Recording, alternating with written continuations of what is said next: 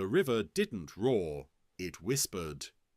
In late spring, when snowmelt had passed and the current settled into its usual strength, the water moved like a long, dark muscle. It slid under willow branches, around stones slick with algae, past reed beds where frogs called at night and herons stood like statues at dawn. For the village of Kamenka, the river was not scenery, it was food. Men set nets in the quieter bends where fish travelled close to shore. They didn't use big industrial gear, just long mesh nets stretched between poles, checked every morning, mended every evening. A good week meant smoked fish and money for fuel. A bad week meant debt. This week had been bad in a way that didn't make sense. The nets came up light, not empty, never completely empty, but light enough to feel like the river had been skimmed clean. The mesh showed damage too, not torn like a branch snag, not shredded like a propeller strike. Small holes, neat, placed in a pattern that made fishermen angry because patterns suggested intention. Viktor Lobanov stood on the bank at dawn with wet gloves and a frown that had settled into his face over years. He was the kind of man who measured life in practical units, litres of fuel, kilograms of fish, hours of daylight. He didn't like mysteries. Mysteries didn't feed families. His nephew Ilya, younger and quicker to blame, held the net up against the pale light. "Someone's cutting it," he said. Viktor shook his head. "A knife would slice," he replied. "This is chewed." Ilya snorted. "What chews nets?" Viktor didn't answer immediately. He ran his fingers along the hole edges. They were rough, frayed just slightly, with a strange clean oval shape, almost as if something had pushed through, stretching mesh, then worrying it with teeth. Viktor stared at the water, and the water stared back like it had always done, calm, unreadable. Across the river, a fisherman named Pavel shouted something about thieves. Another cursed the city boys who came at night with boats and illegal gear. Viktor didn't join the shouting. He watched the riverbank shadows. Then he saw movement. A sleek brown head surfaced near the reeds, small ears, whiskers beaded with water. The head turned once, looking toward the nets, then vanished in a smooth dive. Ilya blinked. "Did you see that?" Viktor's voice was quiet. "Otter?" he said. Ilya frowned. "Otters don't eat that much." Viktor looked at the damaged mesh again.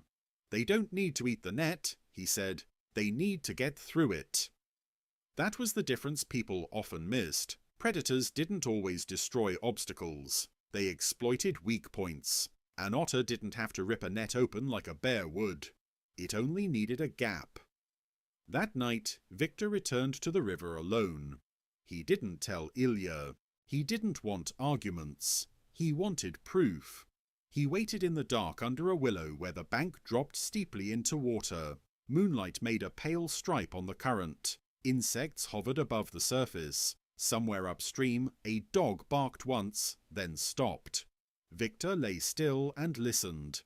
The river made its soft sound. Then he heard something else, the faint slap of wet fur against water. A shape surfaced near the net line, so quiet Viktor almost missed it. The otter. It swam along the net slowly, nose touching mesh, whiskers probing like fingers. It wasn't panicked. It wasn't random. It was inspecting. It reached one section near the bank where Viktor's pole angle made the net sag slightly. The sag created a small difference in tension. The mesh opened a fraction wider, not enough for a fish to pass easily, enough for an otter to try. The otter pressed its head into the mesh and pulled back, testing. Then it bit once, hard and quick. A single thread snapped. The opening widened. The otter shoved again. Another bite. The hole grew. Not huge, just large enough for its head and shoulders. With a sudden smooth push, the otter slipped through, disappearing to the inside of the net. Viktor felt cold anger rise in him, mixed with reluctant admiration. It had found the net gap, and now it would feed on fish trapped where they couldn't flee. Inside the net, the otter moved like a thief inside a locked room. It didn't have to chase much. It could pick, it could kill quickly, eat what it wanted, leave the rest damaged. This wasn't a fairy tale animal. It was a hungry wild predator that had learned a human system. Victor watched the otter surface inside the net area, chewing something small, then diving again. The river was still moving, but suddenly it felt quiet. Quiet in the way a place feels when something has shifted and you're the last to notice. Victor realized the hardest truth. If one otter had learned this, others could too. And even if it was only one was enough. Because fishing nets weren't just tools. They were the village's margin between enough and not enough. In the morning, Victor told the others. He expected resistance because fishermen hated believing an animal could outsmart their gear. It felt insulting. It felt like losing to something that didn't even understand money. But he had the evidence. Fresh bite marks, the shape of the holes, the timing. Pavel scoffed anyway. One otter can't empty a river, he said. Victor didn't argue the river was empty. He argued the nets were being exploited. It doesn't empty the river, Victor said. It empties our nets. Ilya wanted a simple solution. We trap it, he said. Victor's eyes narrowed. And then another comes, he replied. And the next, the river will always have otters. The argument turned into what arguments always became: pride, blame, frustration. Some men insisted it was thieves, some insisted otters were just an excuse. A few wanted to shoot.